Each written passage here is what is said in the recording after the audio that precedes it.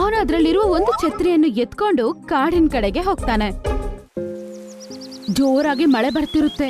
ಜಂತುಗಳೆಲ್ಲ ಪಾಪ ತುಂಬಾನೇ ಕಷ್ಟ ಪಡ್ತಿರುತ್ತವೆ. ಸ್ವಲ್ಪ ಪಕ್ಷಿಗಳು ಟೀನು ಪಕ್ಷಿಯ ಮನೆಯ ಬಳಿ ಇರುತ್ತವೆ. ಟೀನು ಅಕ್ಕ, ನಿನ್ನ ಗೂಡಲ್ಲಿ ನೀರು ತುಂಬಿದೆ, ಬೀಳಕ್ಕಿದೆ ಇದು, ಇದರಿಂದ ಹೊರಗ್ ಬಾ. ಇಲ್ಲ, ನಾನು ಈ ಮನೆಯಿಂದ ಆಚೆ ಬರಲ್ಲ. ನಾನು ಆಚೆ ಬಂದ್ರೆ ನನ್ ಮನೆ ಕೆಳಗಡೆ ಬಿದ್ದೋಗುತ್ತೆ. ಮೋಂಟು ಕೋತಿ ತಕ್ಷಣ ಅಲ್ಲಿಗೆ ಬಂದು ಹೀಗಂತಾನೆ. ಟೆನ್ಷನ್ ಮಾಡ್ಕೊಳ್ಬೇಕಂತ ಇಲ್ಲ ನೀವು, ನಾನ್ ಬಂದಿದ್ದೀನಿ ಈಗ. ಈ ಮಳೆ ನಮ್ಮ ಕಾಡಿನ ಪಕ್ಷಿಗಳಿಗೆ ಏನು ಮಾಡಕ್ಕಾಗಲ್ಲ.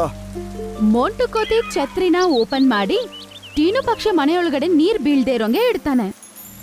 ಈಗ ಆ ಗೂಡೊಳಗಡೆ ನೀರು ತುಂಬುತ್ತಾ ಇಲ್ಲ. ಅದು ಮಾತ್ರ ಅಲ್ಲ, ಗೂಡಲ್ಲಿರುವ ನೀರು ಕೂಡ ಆಚೆ ಹೋಗ್ಬಿಡುತ್ತೆ.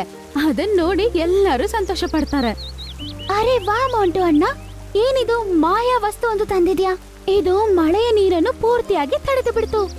ಇದನ್ನ ಛತ್ರಿ ಅಂತ ಹೇಳ್ತಾರೆ. ಈ ಜಾದು ನಾನು ನಮ್ಮ ಕಾಡಿನ ಪಕ್ಷಿಗಳನ್ನ ಕಾಪಾಡೋಕಂತ ಮಾಡಿರೋದು.